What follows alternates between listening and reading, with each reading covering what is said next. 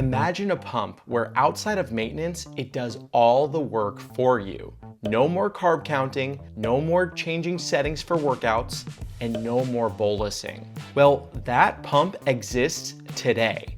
People are using it, and we're getting into everything you need to know about it. Welcome to the show. I'm Justin. I have type 1 diabetes, and on here I talk all things diabetes tech, news, and management with physicians, tech leaders, and those thriving with diabetes and using the tech themselves. The Inreda diabetic dual-hormone pump coming from the Netherlands uses insulin and glucagon to modulate glucose levels. Insulin brings glucose levels down, and glucagon brings them back up. Inreda calls their pump an artificial pancreas because users don't make any treatment decisions. There's a catch though. The device requires 2 continuous glucose monitors and 2 infusion sets, and the pump is larger than most insulin pumps on the market. I spoke with the founder and CEO of Inreda Diabetic, Koops, about the history behind the company and the pump, how development has evolved, what patients using it today are saying about it, how the algorithm works, and when we can expect to see it on the market. Robin walks me through and gives us a demo of the AP5 pump being used right now by himself and over 80 others, and shows us the AP6, the next generation model, which is smaller, more simple, and it's the device that Inreda plans to bring to market. To stay up to date on the latest in diabetes tech news and innovations and on diabetic content, be sure to sign up for the Diabetic Roundup. It's our newsletter. We also have articles releasing every week. There's a link to that in the show notes. We also have a giveaway coming up for Sweet Dreams, so you'll want to sign up. Plus, if you want to connect with other diabetechies like you, we've got a community Discord channel on there. We've got a bunch of people and a bunch of channels for each piece of technology where everyone's having conversations, asking for advice, and learning new things. Links to both of those are in the show notes, and they're both free. Keep in mind that anything you hear on this podcast or content on any of my pages is not medical advice and is for educational purposes only. Always consult with a physician before making changes to your healthcare. Robin, thank you so much for coming on the show. I'm excited to get into this pump. And before we get into that though, can you just share with me your personal journey with diabetes and how that led to the creation of Inreda? Yes, I have to go back a long time, I think. I think it was, how old was I? I think 26, something like that. As all the other patients, I did try to learn me how to handle my disease, which in the beginning I was doing okay, but yeah, could always be better. But after 10 years, I started suffering a little bit more on the disease, and I know that what I was doing was not really a good solution. So yeah, I thought, well, perhaps I can do something about it, being a technician. So and that's where I started actually trying to get some first generation insulin pump and some glucose sensors, etc. And try to build my own artificial pancreas.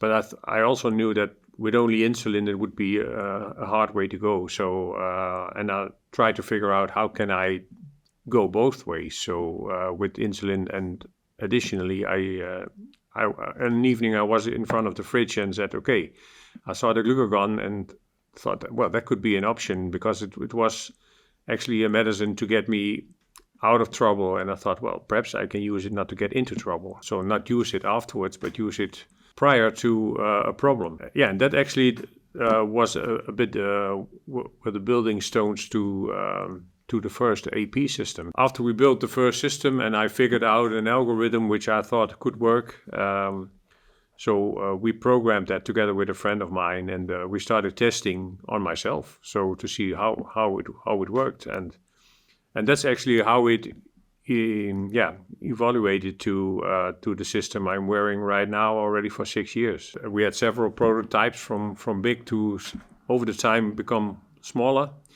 So at this time I have a wearing device which is the size of a Sony Walkman, to say so. The next generation is half the size of that, and at this moment, as I said, I'm wearing it myself for 6 years, and at this moment we have about, I think, 80 patients in the field, roughly 80 to 100 who are wearing the device for more than 3 years. And we started a clinical trial last year, which are also included about 80 patients. That's how to get the device towards the reimbursement in the Netherlands. We got a CE, European FDA to say so. We got the CE mark on the device in, I think, 2019 yeah. How long have you been working on it? 20 years. Okay. So 2004 to 2024 now. Yeah. Okay. What would you say is the problem with the pumps that we're using today, using just one hormone, insulin? I think the biggest problem is, of course, the patient themselves. So because all the systems in the field right now are still not fully automatic, so they are hybrid closed loop. And hybrid, I always say, if you got a hybrid prison, no prisoner would be inside. So it's a bit on the single hormone. It's quite difficult to get the performance what actually the doctor is asking from you to your treatment goals. It's very hard to reach them, and so the single hormone is one of the biggest problems, but also the patients constantly being have to involve in the treatment, and those are the two biggest issues, I think. Yeah, there's a lot of room for error when you're asking a patient to carb count or turn on a setting an hour before they work out, which people may not do. Giving them the ability to just give as many units of insulin as they want.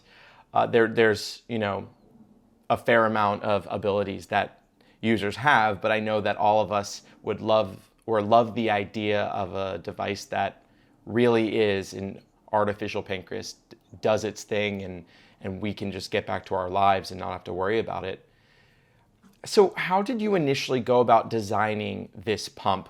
Can you kind of tell me about what this looked like at the beginning and kind of how it's evolved? In the beginning, it was like a little fridge. So the size of a little fridge on wheels. So with two computers. And I was able to sit next to it and test myself.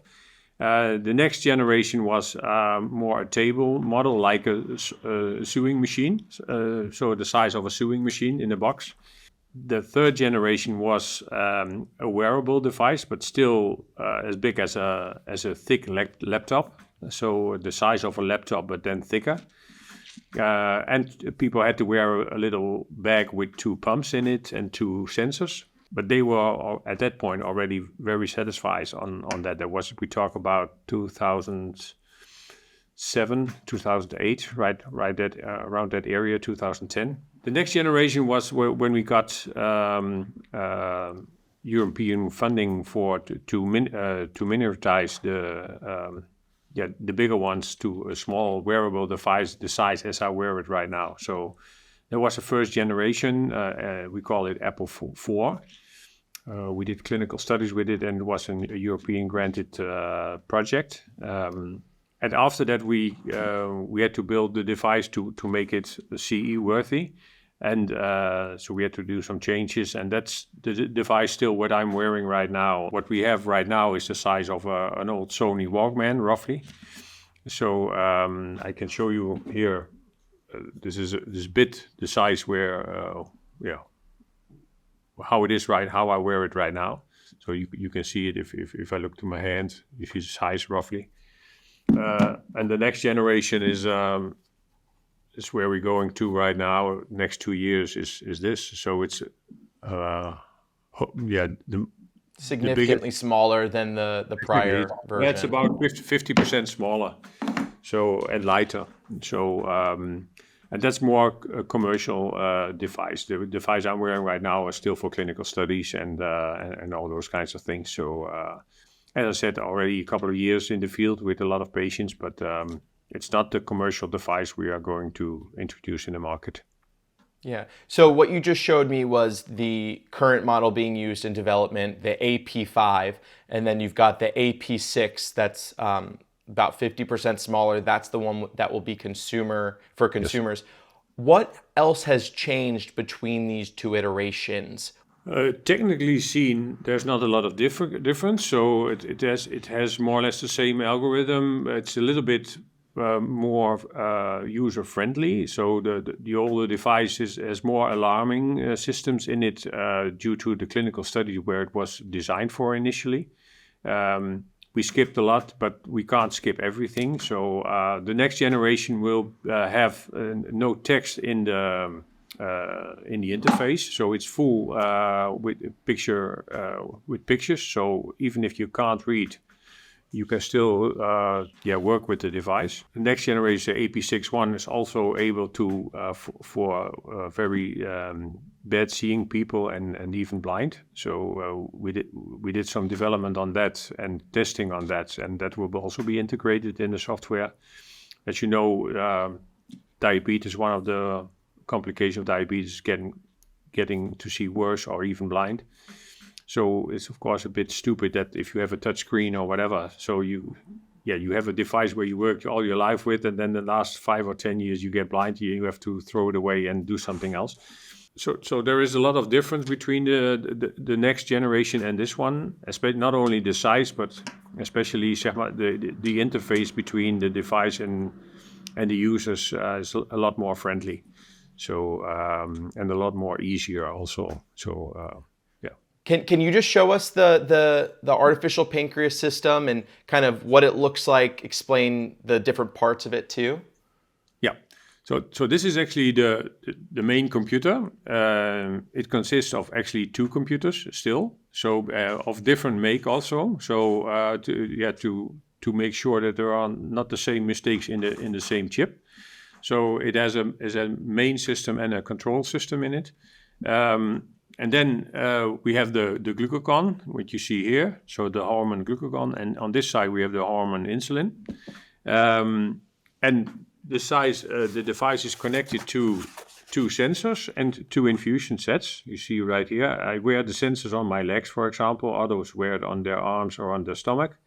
And the infusion sets you can wear wherever you want. So somewhere when you can stick it in the body. So it's and the sensors are connected wirelessly to the device. So and we are measuring every second, and those values are wirelessly transmitted to the device. And the device is calculating the amount of insulin and glucagon based on the glucose and activity measurements we also have. So that's actually how the device basically works. So and it responds on changes in the body, and it's able to correct it quickly when everything is working correct. I have to say so. So because there are also issues with patients, for example, some have infusion sites which react very bad on insulin or whatever. So in those cases, you have to find another infusion set or another injection site or whatever. Normally, you could say the device responds on the changes in the body and injects the insulin, responds on that, maintain the treatment, and then catches up if you go too low or whatever, it catches it up with glucagon. So that's the fully closed loop system, the fully closed loop principle. Yeah, let's talk about these CGMs. There are 2 of them. You know, most pumps all pumps on the market now that are hybrid closed loop only require 1 CGM. So why does this system require 2? There's some reasons for that. One is none. Why is there not 1 pilot in an international plane, and why are there 2? So if one fails, you want to have a second one, and they can control each other. So it's a safety. It's a part of the safety side of the device. If you go fully automatic, and if you are not, as a patient, constantly checking your blood glucose values, you need 2 sensors to manage it properly. And then you have also always a time of a sensor needs to warm up, say 2 hours or 4 hours or whatever. From practice, we know that sensors need even a little bit more time, up to 6 hours to run in properly. And in that time, you have bad measurements from if you have only one sensor, you have no measurement. So you're 6 hours out of control. You have to do something else or install a second sensor next to it or whatever. But we choose to have two sensors to have them control each other, but also to have the system 99 or 98% of time fully operational. So, and not every week or every 2 weeks, half a day not or whatever. Or if something happens with the sensor, it can also break down. You need to have a backup. If one of the CGMs fails or has very inaccurate readings, the system will still continue to treat with the other sensor's information. Exactly. And if one of the two sensors falling away for what reason or not measuring properly, then he asks for a control measurement still being a finger stick. And so he knows that's so actually we have three measurements. So we have a calibration system on the back for every 24 hours. But if you're on one sensor, it's more frequent. So we ask every 10 hours, 11 hours for a finger stick just to check the one sensor. And in the meantime, the other sensor can run in. So that's basically how the system is engineered. Yeah. This episode is sponsored by Omnipod. So far this year, I've taken about 15 flights, so I know a thing or two when it comes to packing for type 1 diabetes. One thing I love about Omnipod 5 is that all the supplies come in one small convenient package. No additional packages to remember for tubing or infusion sets, which helps me travel with confidence and ease. See if you're eligible for a 10-day trial by visiting omnipod.com/diabetic. On there, you'll see full safety and risk information and trial terms. Again, that's omnipod.com/diabetic. What maintenance goes into wearing this type of pump? You mentioned calibrations. Can you kind of tell us a little more about that? And then I guess site changes, hormone changes, things like that. Yeah, well, the hormone is a bit depending also of the use of the patient. So if you use a lot of insulin, you have to change after your cartridge. But roughly, if I look to myself, I change the insulin every week, roughly every 6 days, 5 to 6 days. The infusion set you need to change every 3 days. On the Glucagon side, I change the Glucagon every 2 days, roughly every 3 days maximum. And I have to change the infusion set there every day, every 2 days, roughly. In the future, hope we have a Glucagon which we can use more days. We can now use it up to 5 days in the system if necessary, but we don't fill the cartridge 100%. So normally you have 1 or 2 days Glucagon in the system, and then you also have to change the infusion set. So yeah, a dual hormone pump excites me because it can take a lot of the guesswork and time out of the mental load of diabetes. But when it comes to maintenance, it sounds like to me there is significantly more maintenance. Almost every 2 or 3 days, you need to do something here. Mm-hmm. How do you hope to make the maintenance of this pump less burdensome in the future? Where are some areas that you think that can be improved with this system? Because right now I wear a tubeless pump. I put it on every 3 days and that's it. I take it off, I put on a new one. So I only have to do one thing every 3 days, which is great. I mean, yes, but I still have all of the guesswork and I'm only working with one hormone, right? So there's this trade-off. But to me, when it comes to maintenance, hearing all of that makes me think traveling's gonna be harder because I need to pack way more things. And so when there's 5 different variables, there's much more likelihood of something going wrong. So yeah, where are some areas of this pump that you can see, making things a little easier, in the next, whether it be the AP6 or the AP7? Now in the AP6, we now have 2 different infusion sets because we just buy them out of the market. On the AP6, we have our own infusion sets, which is one infusion set for both sides, which will be unique at the point you install it. So therefore you don't need to. You can only take 1 or 2 infusion sets with you instead of 4. And with this device, you have to do some things every day. That's correct. So one day you have to change the insulin, the other day you have to change the Glucagon, or you have to change the sensor or whatever. but the device tells you when to do it.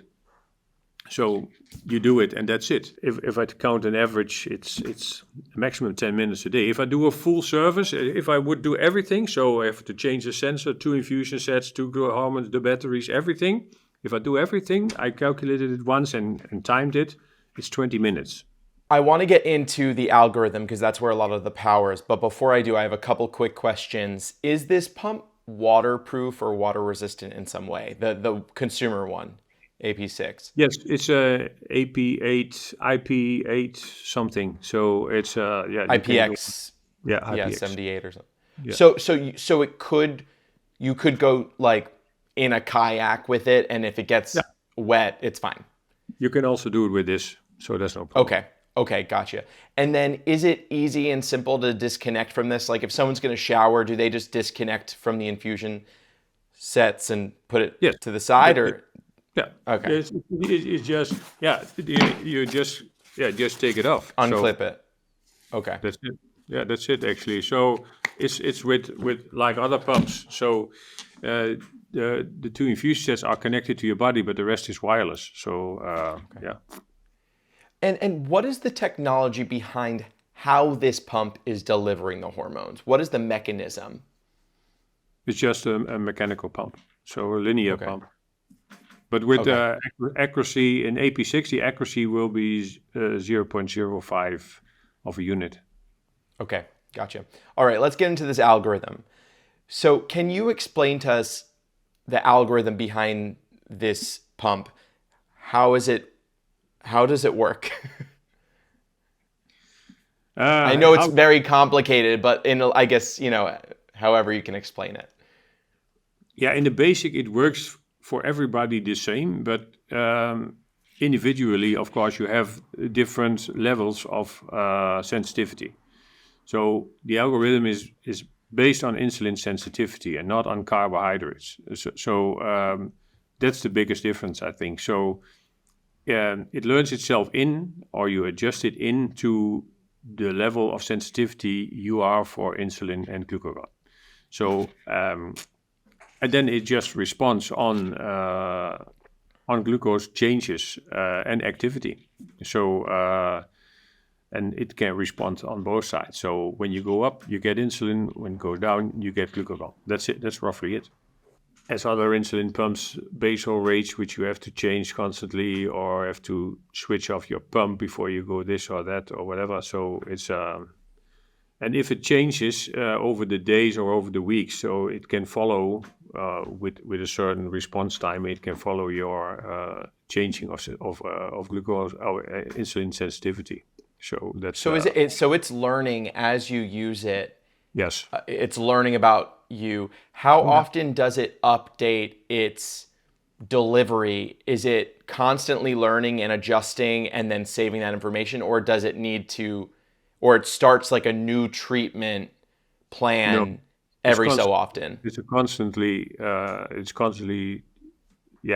always aware of that. So, and you can also switch it off and you can switch it on.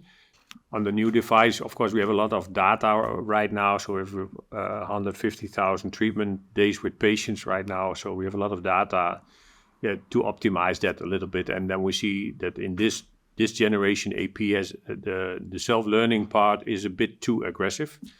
It can be a lot more easier. So that's that will be in the next generation. But it constantly follows. So it checks you every time. So it's not a new treatment or whatever. It's constantly moving with you over the season. For example, if I travel to the US, I don't have any problems with jet lag or whatever. So it's just adapting to that. So that's not a problem. Okay. So user interaction, besides the maintenance that we spoke about already, are users making any treatment decisions with this? No. Wow. I mean, that's huge, right? The amount of decisions I make on a daily basis based off the food I'm eating, the way I'm feeling, the workout I'm about to do.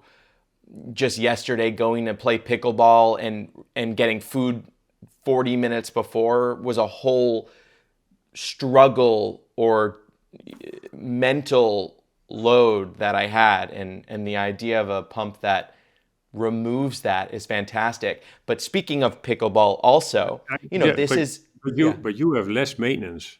Yes, I do have less maintenance. Even though some would say I'm high maintenance. But It's a that choice. said, right, yeah, that's a choice.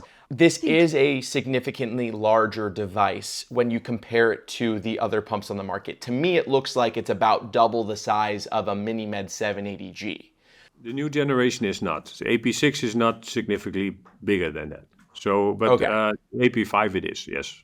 Okay. But It that is it not. is larger than a 780G though, because I did see it in person. I mean, it was larger. How Yeah. would someone wear this if they're going to go play pickleball? Obviously, I don't want to disconnect. Activity is when you want the power of this. So if someone's running or if someone's playing some sport, how do they adhere this somewhat heftier device on their body? So you can wear it on your belt or whatever. So we also have a sporting belt where you can put it in. So we have some solutions for that, but still the AB5 is still too heavy actually a bit for if you have a lot of movement in your sport. So, but for example, running, we have patients running a marathon with it. So, but Wow. we also have a girl wearing the device. She ran the marathon in Morocco. She ran in 5 days 250 kilometers. Yeah, it's possible. So I always say, what is heavier, the device or the disease? So it is what it is at this moment. So next generation will be only 160 grams, something like that, 150 grams in total. When we speak about 2 insulin pumps and 2 CGMs, huh? Yeah, and then it's the size, and then it's only 160 grams, and it's the size perhaps a little bit bigger than the 780, but it's only 1 insulin pump and 1 CGM and 1 hormone. Yeah. So if I would cut off half, I would be a lot smaller.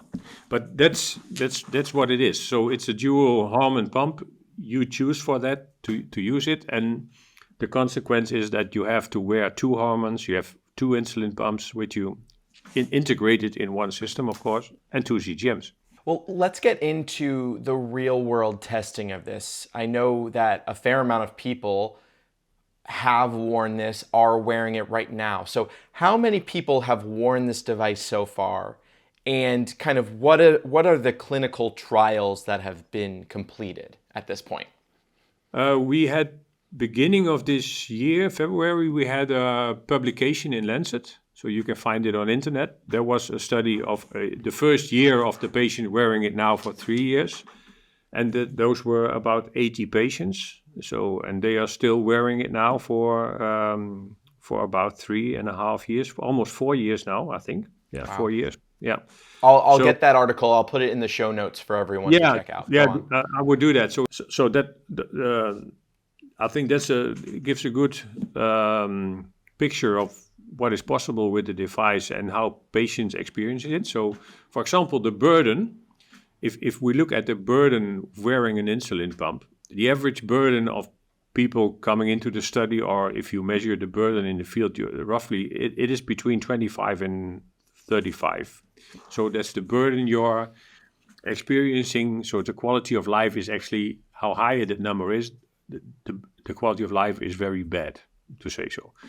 So after that year, we measured it with the patient, and we measured it over the year. It's all in that article. But then you see an average of, after a year, an average of below 16, so an average of 10, something like that. So it drops from, say, 30 to 10, the burden. With all the things you are just describing, so it's big, and where do you wear it? And so, but apparently, the disease is less heavier, and the device is a bit heavier. So it is what it is. Yeah, and if we've seen anything with technology, is computers used to be the size of a car, and now they can fit in the palm of our hands, or rather, with a phone, they're in our pockets. So this device, it's got the algorithm, that's so powerful. And then the size is something that over time could, get smaller and smaller. What pump are you wearing right now? So what? I wear the Omnipod tubeless pump. You also have a handheld with it to. I use my phone. I think you have to look at the complete system to make a good comparison. So I don't need my phone all day, so I can leave it at home. So if I want. What have the results been so far? What about, people's time in range, things like that? If we look to the Lancet study, I think it was average time in range was 80%, something like that. 89% of the people reached their time in range, reached their HbA1c, and reached their time below and time above range targets. For example, if you look in the field right now in the Netherlands, only 27% of all the people with type 1 diabetes reach their HbA1c of 53 or lower. Only 27%. In England, it's only 20%. Yeah. In other European countries, it can vary a bit, but it's roughly 1/3 of the people maximum reach their target on HbA1c. So 70% doesn't. With the AP, it's 98% reach their HbA1c 53 or lower. That's a huge difference. If we combine them all four, we are still on 90% of all the 4 treatment goals.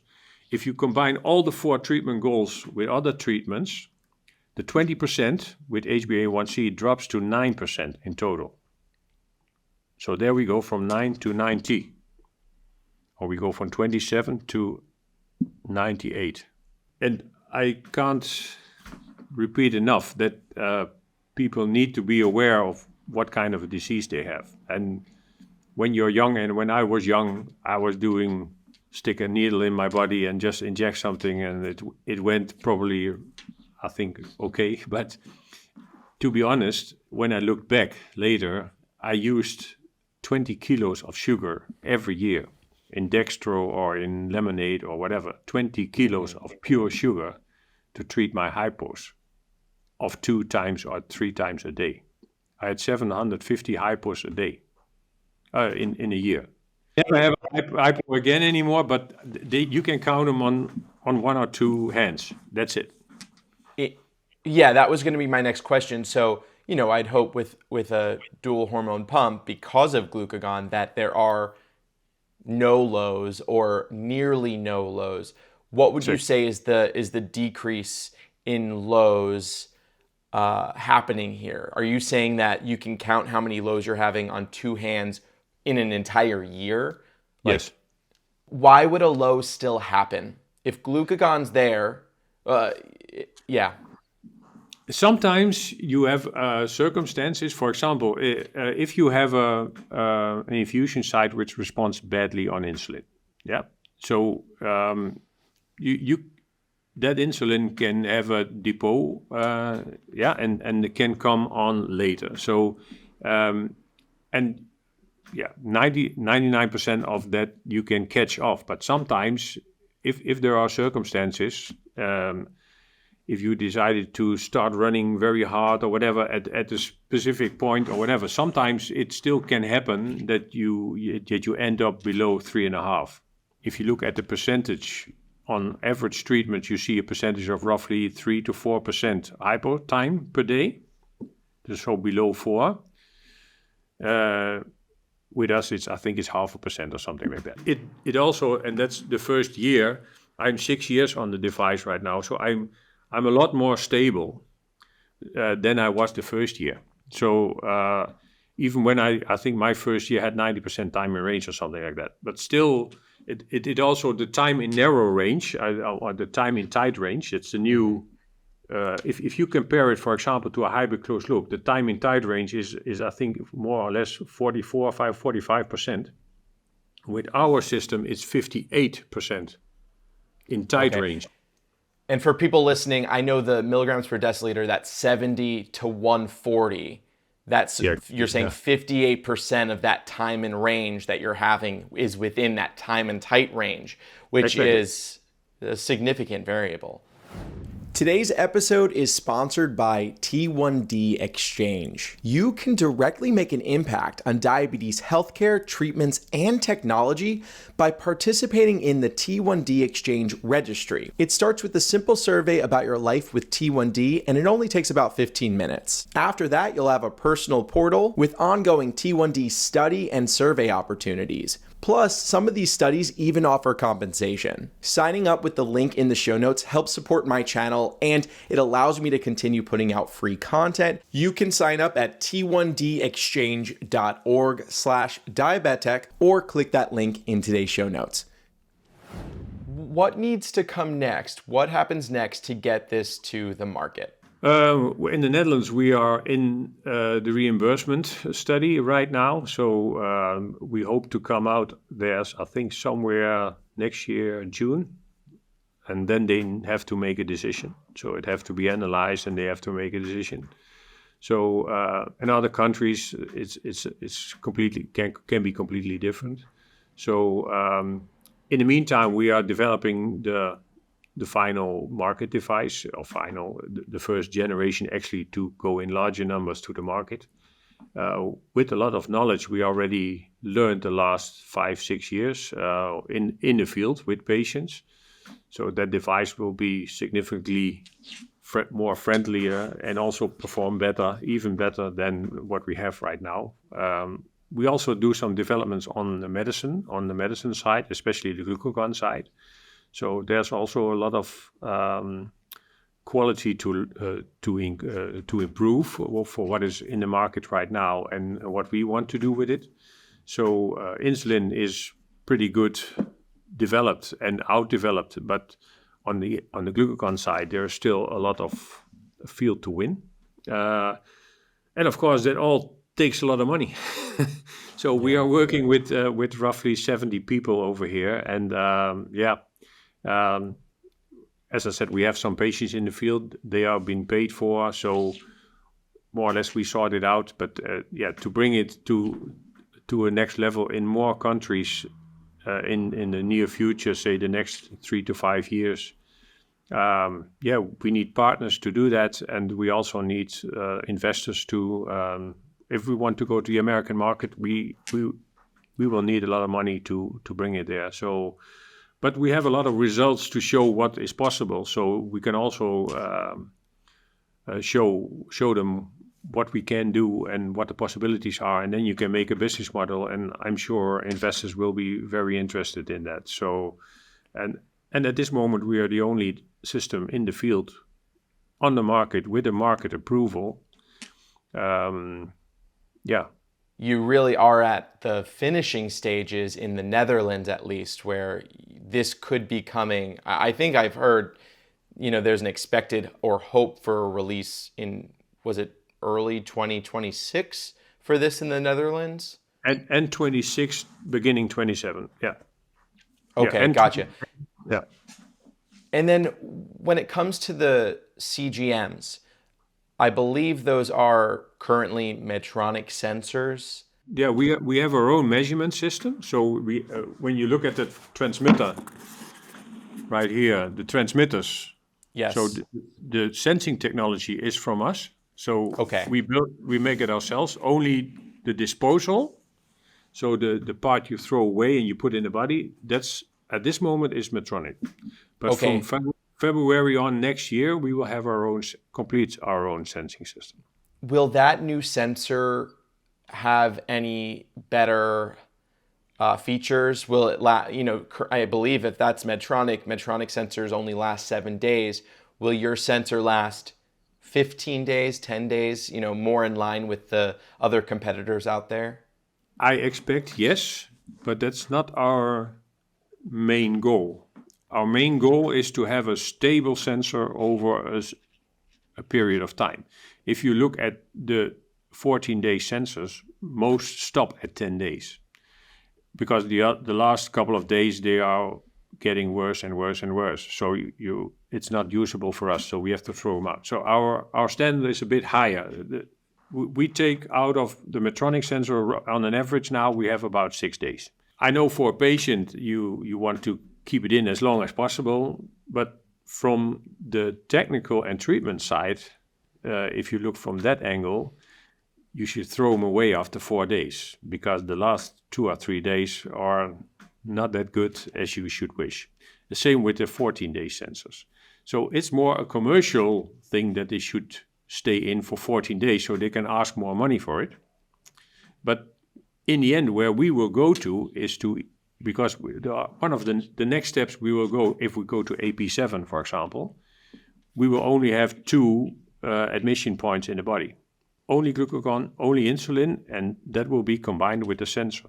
And then the sensor will stay only in for 3 days. So you envision a future where there's only 2 infusion sets, and those infusion sets both have a sensor within them. So instead of having 4 areas in your body, it's really just those 2. Exactly.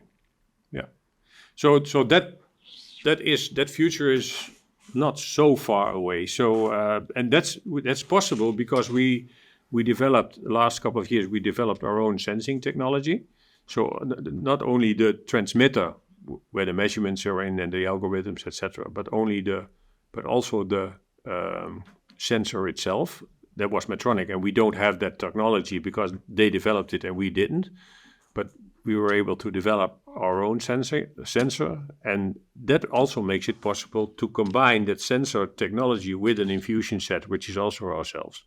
So that will make it possible in a couple of years to combine the 2. So and then it's also more for children, for example, because on a little child body you don't want to stick in 4 needles. But we tested some children 1.5 years ago. I think it was 21. The results are also published on a congress in Rotterdam, and the results were similar to the Lancet article on adults, which is a huge gain on children. If children could, and we stopped the clinical study just before Christmas, and from the 20 children, 15 asked us to please, if they could keep the device because they want to have a good Christmas. So we did that. So we said, okay, leave it there for another 2 weeks. We don't care. So they were also happy as a child. They were also happy with the device, even with the 4 connecting points. So and the parents were also happy with it because they didn't have to look at the children so close anymore than they did and still do. So and the children were happy to get rid of their parents, to be honest. So for the treatment. So that's one of our main goals, and is to develop a child AP, which is small and which is also more convenient to the body and for children too. And that's also why we get rid of the text, and we only have an interface which is with pictures, for example, so children can treat it and understand better what they should do if they have to adjust something or whatever. That's fantastic. A device like that I think could be so awesome for kids, and I'm excited to see what the development looks like for that, as well as this other pump. I can't wait for people to finally be able to get their hands on it and be able to see that mental load come off of their plate. Robin, thank you so much for coming on the show. This was such an enlightening conversation. This is such a great product. I can't wait to see where it goes, and I wish you all the best. Thank you very much. And don't forget, if people need information, they can always go to our website and find a lot of information also over there. So, Will do. I'll put links to all of that in the description.